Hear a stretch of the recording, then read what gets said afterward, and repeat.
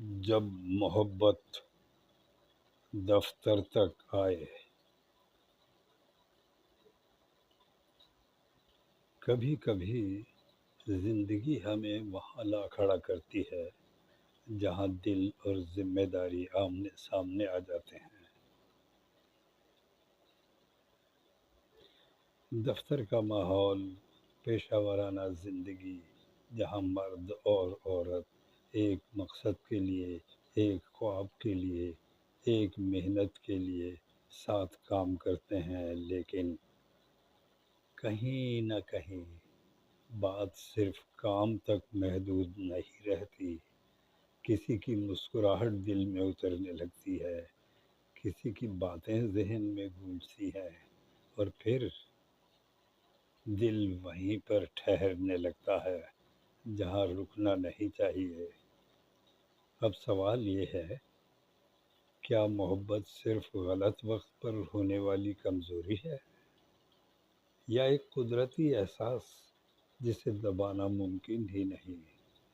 پاکستان جیسے معاشرے میں جہاں خاندان، عزت اور روایتیں ہر فیصلے پر پہرا دیتی ہیں، وہاں دفتر کی محبتیں اکثر ناجائز قرار دے دی جاتی ہیں۔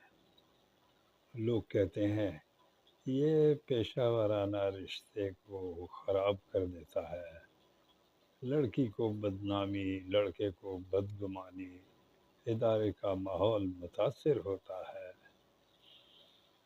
لیکن دل کہتا ہے، کیا احساس پر پابندی لگائی جا سکتی ہے؟ کیا انسان صرف مشین ہے جو صبح سے شام تک کام کرے اور جذبات دفتر کے دروازے پر چھوڑ آئے؟ اصل مسئلہ محبت نہیں ہے، اصل مسئلہ نیت ہے۔ محبت پاکیزہ ہو تو وہ کسی کی عزت نہیں چھینتی، کسی کا بھروسہ نہیں توڑتی، اور نہ ہی کسی ادارے کو نقصان دیتی ہے۔ ضرورت اس بات کی ہے کہ اگر دل جڑ جائے تو زبان اور عمل بھی سچائی پر قائم رہے۔ چھپانا، جھوٹ بولنا یا غیر مناسب رویہ اختیار کرنا، یہی چیزیں محبت کو گناہ بنا دیتی ہیں۔ تو پھر حل کیا کیا جائے؟